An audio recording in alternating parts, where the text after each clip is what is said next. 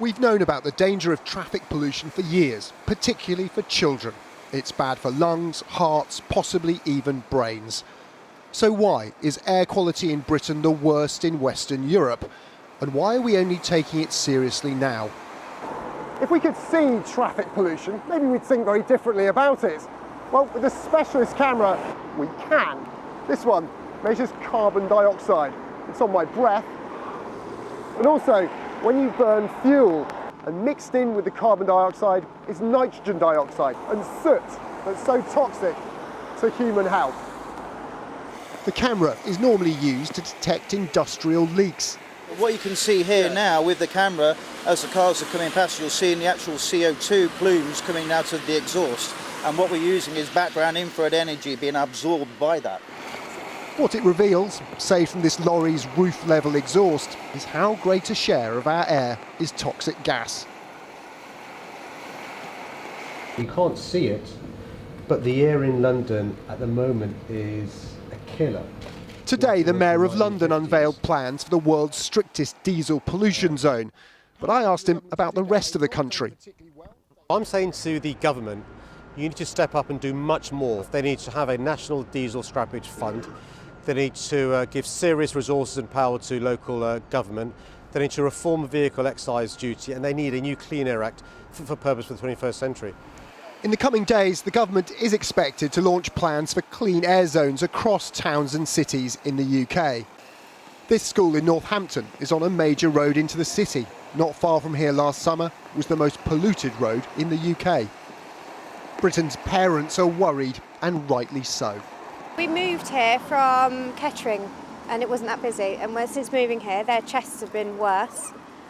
They used to suffer with asthma when they were little, but we've noticed that's coming back. Campaigners would welcome a clampdown on polluting vehicles, but say local authorities need to be able to offer incentives as well as penalties, and that could take a new Clean Air Act. An essential component of such an act should be to empower local authorities by giving them the leadership and also the resources to be able to have the confidence and the funding to invest in cycling and walking infrastructure, and also projects to support families so they feel confident to use that infrastructure.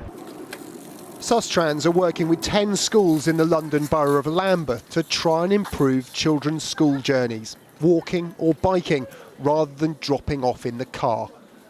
This family tries to cycle every day. And I'm very much aware that some parents have to drive their kids to school just because of their work circumstances. But yeah, it gets very clogged up. The road we live on gets very clogged up by traffic. So I think it's important that, we've got access to safe cycling routes so people can cycle rather than take a car. The air quality around our school is in like the top 5% of the worst air quality in London. The project is also trying to use kids as a route to educating their parents. It's a sign of the kind of towns and cities we live in that air pollution is now a legitimate topic of primary school fieldwork.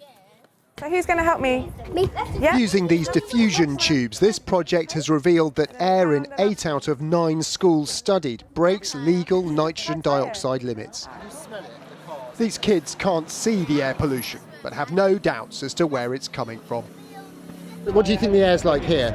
I feel like it's dirtier because this is a very busy road, and cars they are the main they are the main thing that make air pollution dirty. Mind really sharp and keep it going for a really Last year, the Royal College of Paediatrics estimated 40,000 excess deaths a year are attributable to bad air, particularly for those with existing lung conditions. And much of the damage happens in childhood. The author of that report sees patients at this lung function clinic at the Royal London Hospital. We know that air pollution, especially from diesel here in London, is associated with reduced lung growth in all children, healthy or not. And the reason we focused on diesel is that they produce disproportionately more gases and particles than other vehicles, and it's a low-hanging fruit. I mean, it's the first thing that we have to address. Clearly, there are many other things that need to be done, but if we can't deal with the diesel emissions from our ageing diesel fleet currently, I don't think we are going to be very seriously addressing this problem. In a statement, DEFRA told us it would be publishing plans to improve the nation's air quality shortly. But the challenge the government faces is that for a decade, tax policies have led drivers to buy diesel cars. There are now 12 million diesel private cars alone on UK roads. Phasing them out quickly could either be very expensive or very unfair on consumers who are encouraged by government to buy them. Tom Clark. Well, joining me now is James Thornton, the CEO of Client Earth, David King, former government chief scientific advisor, and Howard Cox from the Fair Fuel Campaign. Welcome to you all, gentlemen. Let me start with you, David King. You were the former chief scientific advisor. How could you have got it so wrong? Well, I think we got it wrong principally because we were convinced that the industry was going to produce the catalysts and trap systems that would remove all the noxious gas from the back end of cars. I actually went along to laboratories, checked out, talked to the scientists. Well, you did while you were there? Or, I mean, still, so you saw the scientific evidence? Oh, yes. And I saw cars under test. And under these test conditions, they were eliminating a very large percentage, in particular of the NOx gases that we're now talking about, but also C2.5 particulate matter. So looking at the whole, diesel is a real challenge. It's more challenging than petrol because the smoke particles have to be trapped as well as getting rid of the nitrogen oxide. So you're blaming the car industry for misleading you? Is that what you're saying? I'm not entirely blaming the car industry. We know that VW actually has been at fault, but the car industry have played the game of the way the tests are conducted. So the tests are conducted under lab conditions, not under road conditions, at least for cars, not for heavy-duty vehicles. But you gave it your scientific imprimatur. Right. And on the basis of that, people like me bought very expensive diesel vehicles because we thought we were doing the right thing.